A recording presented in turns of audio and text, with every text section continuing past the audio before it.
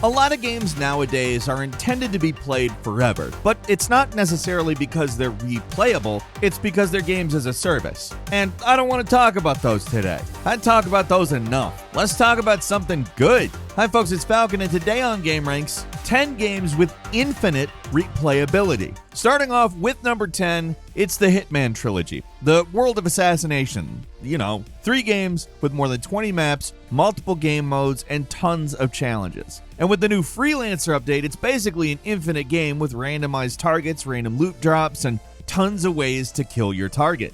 It's just a ton of content just in the basic campaign mode for Hitman, but that's the beginning. Yeah, you can spend hundreds of hours screwing around in standard levels, testing your assassination skills. Cut.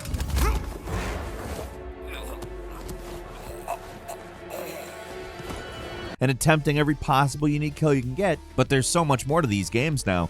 So much more, it's kind of crazy. On top of the campaign, there's elusive targets, which are special one-time only assassinations, where you get minimal in-game assistance, contracts mode, where you get your own custom scenarios and attempt ones built by other players. There's escalations, which challenge you in unique ways. They mix up standard maps to be more difficult or limit your options. That's a lot, but then they throw in the new Freelancer mode, which has been dominating my time with the game. It turns the game basically into a roguelike, where you go on campaigns and take out randomly generated targets using a limited inventory. It's randomized, so it changes up how you play even more than usual. It's a fantastic mode that's completely free and adds a ton of replayability to an already basically infinitely replayable game.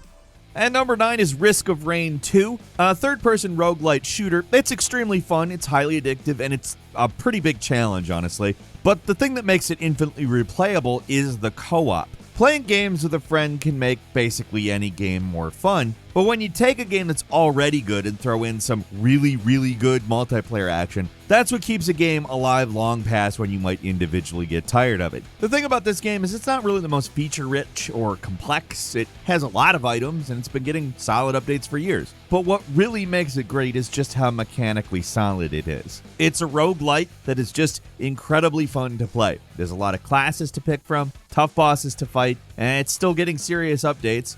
In fact, there's an expansion coming out soon. This is one I haven't gotten a chance to highlight much in the past, so it's overdue for a mention. A great one to waste a lot of time on.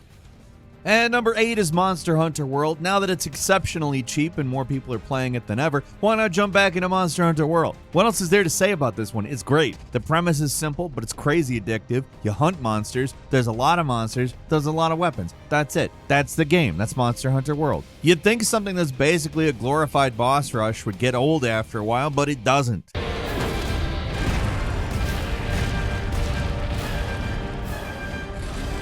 The game keeps you on a hamster wheel, trying to get resources, build better armor, make weapons, take on the toughest hunts, and as someone who's finished the game completely, it's hard not to want to jump back in with a new character and try it out with different weapons and synergies. It's a ton of fun by yourself, and it's great with friends too. This game has been getting updated for years too. They've added so much extra crap to it, but it's just as straightforward and easy to jump in as ever. Once you get used to the controls, there's not a lot else that you need to know. You go out, fight monsters, carve them up for resources, and do it again. What more you need?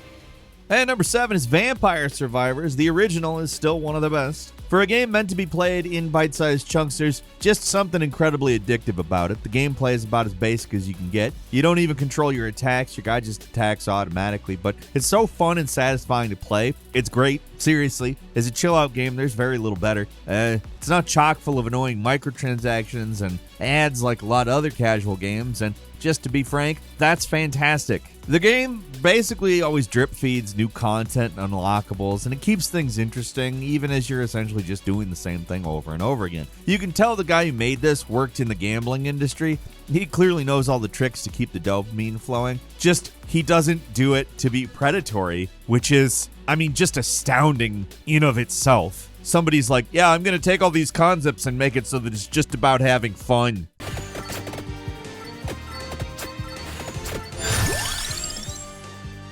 I'm not going to actually take anything from the player. I'm not going to exploit them in any way. I'm just going to give them a thing that continually gets more and more fun. Like, seriously, can you imagine that type of mindset in one of the larger companies? in gaming today. I cannot, obviously. Anyway, Vampire Survivors is a really basic but incredibly entertaining game. And hey, if you get tired of it, there's a ton of copycats to try out instead, and a lot of those are pretty good too. For me though, the original's good enough. I'll pop into the thing and get addicted all over again every few weeks. Mechanically, it's not a deep game, but who really cares? Look at the flashing lights. Sometimes the flashing lights are all you need.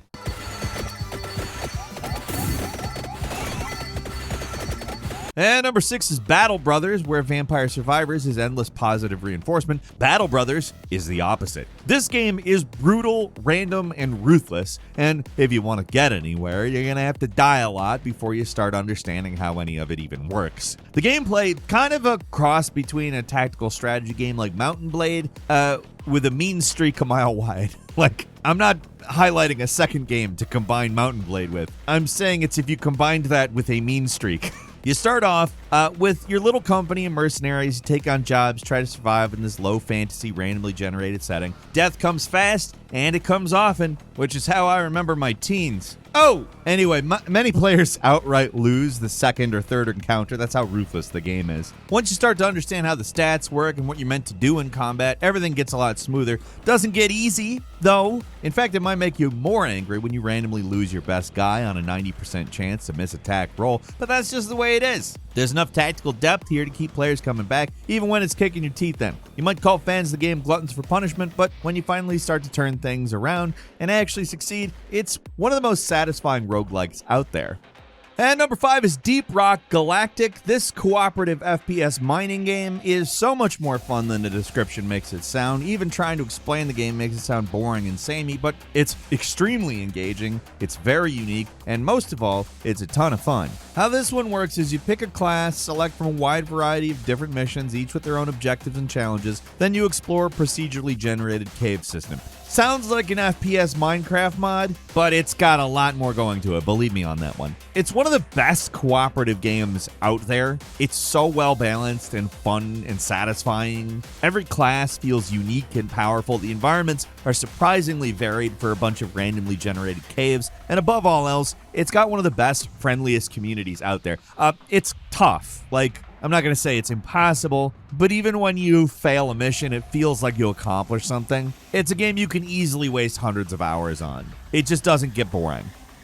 At number 4, it's Dead Cells, and this is another game I haven't really gotten to talk about at the length that I would like to, but it fortunately did get enough attention during its primary life cycle. I don't want to act like this one hasn't gotten its due. I just am happy to get to talk about it and maybe persuade some people who haven't tried it to do so. It was kind of one of the first in this big indie roguelike boom, and it's still one of the best because it keeps adding stuff to it. It's probably one of the most feature-rich roguelikes of all time. It's absolutely bursting with content. Hell, they basically added a new game on top of it with the Castlevania DLC, and there's so much to dig into there. The side-scrolling action platformer is just relentlessly fast and intense, and that's the thing that stands out about it to me, just how quick and deadly it can be. Once you get good at it, you can dash through the levels in seconds, but you can also be like me and carefully scope out every enemy encounter to avoid getting killed randomly, and still end up dying anyway. I never claimed to be good at Dead Cells, I just said I like it. It's actually the case with a lot of games. But, compared to a lot of roguelike games, especially now, Dead Cells really isn't that tough. It gets tougher on higher difficulties, and that's where the game really gets interesting, but if you just want to play a fun game, you don't have to make things hard on yourself. A lot of the pain in this game is self-inflicted. It's one of those games that's fun to challenge yourself in, though, and you can spend a lot of time doing it. And number 3 is 7 Days to Die, the elevator pitch, Minecraft crossed with zombie survival. But that's also selling it pretty short. The thing I really like about 7 Days to Die is it's a huge map filled with interesting points to explore. That's the thing that keeps me coming back. On top of the challenging survival gameplay, and that's what really makes it stand out, the base game is a lot of fun, even if it's another perpetually in early access kind of game. There's still a ton of stuff to get up to inside of it, and it's one of the best survival games out there to play with friends. Its simulation gameplay is a lot more sophisticated than Minecraft, but one thing it does have in common is that there are a lot of mods. There's tons of ways to tweak the gameplay and make it more unique, so to speak, and a lot of them are pretty impressive. I've spent quite a few hours messing around with this game, just playing the base game, but the mod scene is absolutely crazy. Extremely impressive stuff out there. And number 2 is Stellaris. Listen, you could put any Paradox game here. Europa Universalis 4, Hearts of Iron 4. Like, these are all massive time stealers that can easily become forever games. But let's focus on Stellaris, their 4X space game. Like all Paradox games, the grand strategy is just a means to generate stories, and Stellaris pushes procedural storytelling more than any other game in their catalog. That can make it a somewhat divisive game, because certain mechanics are pretty bare bones when it came out, and you really need to get at least some of the fairly expensive DLC to get the most out of the game. But if you're willing to invest in it, there is a well of deep strategic gameplay to dig into. You don't even have to play the regular game, though, if you want to spend an infinite amount of time with it. Just play the mods. There's a ton of them, and they're practically retail quality. Like, there's a Star Trek mod for this game that's better than the actual commercially available Star Trek game put out by Paradox. With mods, this game isn't just one massive game, it's a ton of games. And finally, at number 1, it's RimWorld. This colony builder is like if you crossed Prison Architect with Dwarf Fortress. And like Stellaris, it's less of a deep strategy game, more of a sandbox to mess around with and have funny, unexpected things happen. The thing that makes RimWorld stand out compared to so many other strategy games is how much personality your colonists have. It's like an M-rated The Sims, where half of the time someone will flip out and go feral, civil wars start to break out, brutal power struggles take place, and you can interfere as much or as little as you want. The DLCs and mods make even more possibilities for the game, but in this case, the base game is more than enough to waste away your days. It's just endlessly entertaining building up a colony only to watch it inevitably decline and have everyone go crazy and kill each other. It's not a pretty game by any means, but it's so addictive that it's easy to look past. I have some bonus games for you. Most of them are obligatory mentions just because, they've been around forever and this is their reputation, but let's start them off with The Binding of Isaac. It is truly an endless game. It just keeps going and going. They just keep updating it. Like, the amount of bosses, items, areas, it's all ridiculous, and there's so many different characters to play as. You're always trying something new. Lots of content keeps a game replayable. But there's also something about Binding of Isaac that makes it an infinity game. The short run length, the simple but deep gameplay, the crazy variety of items and builds that make every run feel different. It's like the platonic ideal of a roguelike. Next is Stardew Valley, another one of those games that the devs just can't stop updating and people can't stop playing. It's a farm game, which sounds boring, but it's really addictive. The cycle of waking up, tending the farm, talking to villagers, completing jobs, and exploring the world is beyond satisfying. The repetition in this case is a positive, but the game gives you so much other stuff to do if you want. It's the kind of game that's impossible to put down, but you've always got a new goal or something to achieve, and it never takes too long for anything to happen. Like, it's a non-stop feedback loop that keeps you constantly engaging, even when you're doing the most mundane of things. The next one's an oldie but a goodie and an obvious one, Skyrim. What else needs to be said here? The game's plenty replayable on its own, but the mod scene is probably second to no other game. There's so many excellent mods that completely remake the game or massively improve some part of the gameplay, and messing around with the mods is still basically a game all its own. There's an alchemy to managing mods in Skyrim. You can spend hundreds of hours just staring at the mod manager, let alone playing the game. This will take your life from you if you allow it. And then finally, what's a bigger of course than Skyrim? Well, Minecraft. You can't not mention it in a list like this. It's got a mod scene that rivals Skyrim's. There are multiple massive mods that completely upend the game, and there's so much you can do with it that it's overwhelming. It's a game with infinite possibilities, like anything can be done in Minecraft, so I have to mention it. But that's all for today. Leave us a comment, let us know what you think. If you like this video, click like. If you're not subscribed, now's a great time to do so. We upload brand new videos every day of the week. Best way to see them first is a courses subscription, so click subscribe. Don't forget to enable notifications, and as always, we thank you very much for watching this video. I'm Falcon. You can follow me on Twitter @FalconTheHero. We'll see you next time right here on gameranx.